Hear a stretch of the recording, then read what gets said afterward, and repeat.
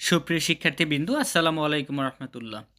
গত ক্লাসে আমরা কথা বলেছি আমাদের ফক মিউজিকের ফার্স্ট পার্ট নিয়ে। আজকে আমরা ফক মিউজিকের সেকেন্ড পার্ট নিয়ে কথা বলবো। তো চলো শুরু করা যাক। আমাদের সেকেন্ড পার্টে কি লেখা আছে? শুরুতে দেখো লেখা আছে, ইন বাংলাদেশ, বাংলাদেশে ফক মিউজিক হ্যাজ, ফক মিউজিকের রয়েছে গ্রেট ভ্যারাইটি। বাংলাদেশে ফক মিউজিক অনেক বৈচিত্র্য রয়েছে। এখন এই গানগুলো কিভাবে রচিত হয় এই বিষয়ে কথা বলতেছে। যে দেখো, উইথ সংস কম্পোজড অন, গানগুলো রচিত হয় কালচার, সংস্কৃতির উপর ভিত্তি করে, ফেস্টিভ্যালস, উৎসবের উপর ভিত্তি করে, ভিউজ অফ লাইফ, জীবন দর্শনের উপর ভিত্তি করে, ন্যাচারাল বিউটি, প্রাকৃতিক সৌন্দর্যের উপর ভিত্তি করে, রিভার্স, নদীর উপর ভিত্তি করে, অ্যান্ড রুরাল, এবং গ্রামীণ জীবনের উপর ভিত্তি করে, অ্যান্ড রিভারাইন লাইফ, এবং নদীমাতৃক জীবনের উপর ভিত্তি করে গানগুলো রচনা হয়। এরপরের লাইনে কি লেখা আছে আমরা যদি দেখি, দিস সংস, এই গানগুলো, are also about social inequality and poverty, অর্থাৎ এই গানগুলো কথা বলে কোন বিষয়ে কথা বলে? সামাজিক বৈষম্য নিয়ে কথা বলে এবং দারিদ্রতা নিয়ে কথা বলে। অ্যাবাউট দ্য ম্যাটেরিয়াল ওয়ার্ল্ড, এবং পার্থিব জগৎ নিয়ে কথা বলে, এই বস্তুগত পৃথিবী নিয়ে কথা বলে। অ্যান্ড দ্য সুপার ন্যাচারাল, অতি প্রাকৃতিক বিষয়গুলো নিয়েও কথা বলে। ঠিক আছে, এরপর দেখো কি বলা হয়েছে, মিস্টিক্যাল সংস, এই রহস্যময় গানগুলো হ্যাভ বিন কম্পোজ, রচনা করা হয়, using the metaphors of rivers, নদীকে মেটাফোর্স, রূপক অর্থে ব্যবহার করে, অ্যান্ড বোট, এবং নৌকাকে রূপক অর্থে ব্যবহার করে। অর্থাৎ এই গানগুলো, যে রহস্যময় গানগুলো আছে, এগুলো রচনা করা হয় নদীকে রূপক অর্থে ব্যবহার করে এবং নৌকাকে রূপক অর্থে ব্যবহার করে। এরপর লাইন কি লেখা আছে, সিন্স, যেহেতু, the country is basically riverine, যেহেতু এই দেশটা প্রধানত নদীমাতৃক দেশ, দ্য ভাটিয়ালি গানগুলো ফর্মস গঠন করে অ্যান ইম্পর্টেন্ট জেনি, একটা গুরুত্বপূর্ণ ধরন বা প্রকার অফ ফক মিউজিক। যেহেতু এটা নদীমাতৃক দেশ সেহেতু ভাটিয়ালি গানগুলো এদেশের একটা গুরুত্বপূর্ণ ধরন। এরপর কি লেখা আছে আমরা যদি দেখি, নেচার, প্রকৃতি, প্লেস, রাখে এ রোল, প্রকৃতি একটা ভূমিকা রাখে ইন প্রোভাইডিং দ্য কন্টেন্ট, কিসের ক্ষেত্রে? বিষয়বস্তুর ক্ষেত্রে, বিষয়বস্তু সরবরাহের ক্ষেত্রে, অ্যান্ড রিদম অফ ফক মিউজিক, এবং লোকসঙ্গীতের ক্ষেত্রে। দ্য ফক মিউজিক, লোকসঙ্গীত অফ বাংলাদেশ, বাংলাদেশের লোকসঙ্গীত various from reason to reason, অঞ্চল টু অঞ্চল বেদে ভিন্ন ভিন্ন, মানে বাংলাদেশের লোকসঙ্গীত অঞ্চল টু অঞ্চল বেদে ভিন্ন ভিন্ন। Reflecting change in the natural environment, এটা প্রাকৃতিক পরিবেশের উপর প্রতিফলন করে চেঞ্জ হয়, প্রতিফলিত হয়, এটা পরিবর্তন হয়। অ্যান্ড, এবং দ্য ডাইলেক্ট পিপল, এবং ডাইলেক্ট, উপভাষার জনগণ, ইউজ, অর্থাৎ জনগণ এখানে উপভাষা ব্যবহার করে, অর্থাৎ প্রত্যেক এলাকার যে ভাষা সেই ভাষাটা এই গানে ব্যবহার করা হয়।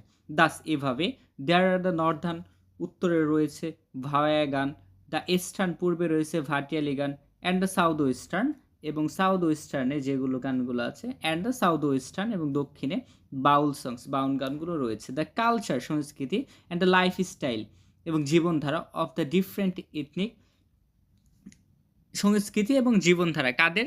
ডিফারেন্ট ইথনিক, বিভিন্ন ক্ষুদ্র জনগোষ্ঠীর, এই যে ইথনিক মাইনরিটিস, বিভিন্ন ক্ষুদ্র জাতিগোষ্ঠী, সাচের, যেমন রয়েছে কারা? Chakma, Manipuri, Santhal, Tripura, have also influence, তারা প্রভাবিত করেছে, তাদের দ্বারা প্রভাবিত হয়েছে। কোনগুলো প্রভাবিত হয়েছে?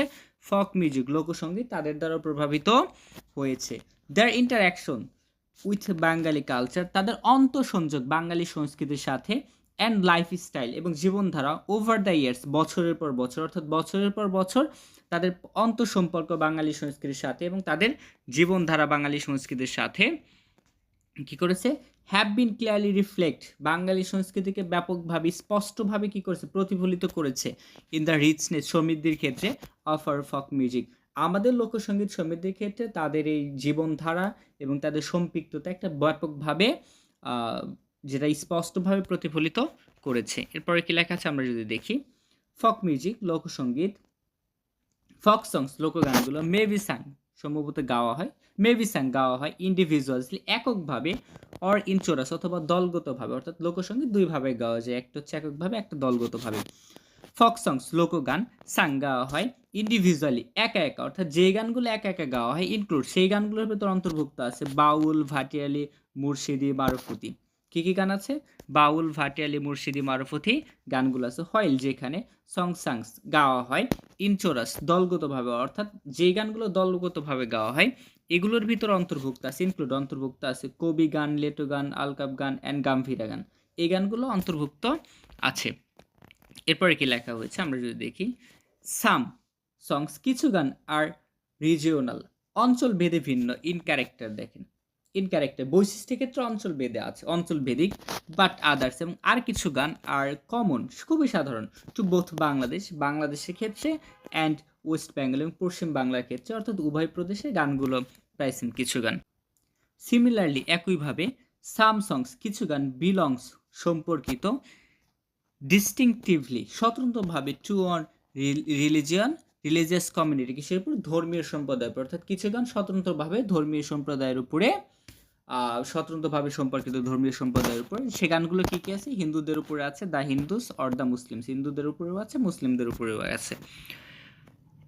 আদার্স ক্রচ এবং আরও কিছু গান আদার্স ক্রচ অন্যান্য সীমা অতিক্রম করছে, কিসের? রিলিজিয়াস বাউন্ডারিজ ধর্মীয় সীমাটা অতিক্রম করে গেছে কিছু গান।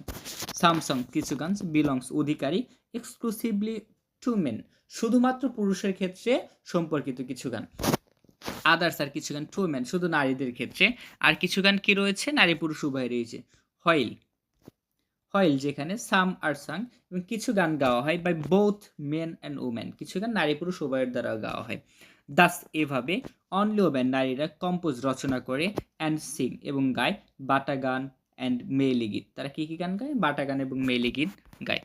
এবং পুরুষ এবং নারী একই সাথে কি গান গায়? বাট কিন্তু বোথ মেন অ্যান্ড ওমেন নারী এবং পুরুষ উভয় মিলে পার্টিসিপেট অংশগ্রহণ করে ইন দ্য ওল্ড প্র্যাকটিস পুরনো প্রথার অনুযায়ী অফ রোফ বিটিং সাত পেটানোর গান গাওয়ার সময়, রোফ ফিটিং সং সাত পেটানোর গানে দ্যাট যেগুলো আর সান গাওয়া হয় যখন বিটিং ডাউন পেটানো হয় ছাদ অ্যান্ড ফায়ারিং রুফ স্টপ এবং ছাদের চালাগুলো শক্ত করে বাঁধা হয় এই সময়। ঠিক আছে, আজকে এই পর্যন্ত শেষ। দেখা হবে অন্য কোনো ক্লাস অন্য কোনো টপিক নিয়ে। ভালো থেকে সুস্থ থেকে সবাই। আসসালামু আলাইকুম।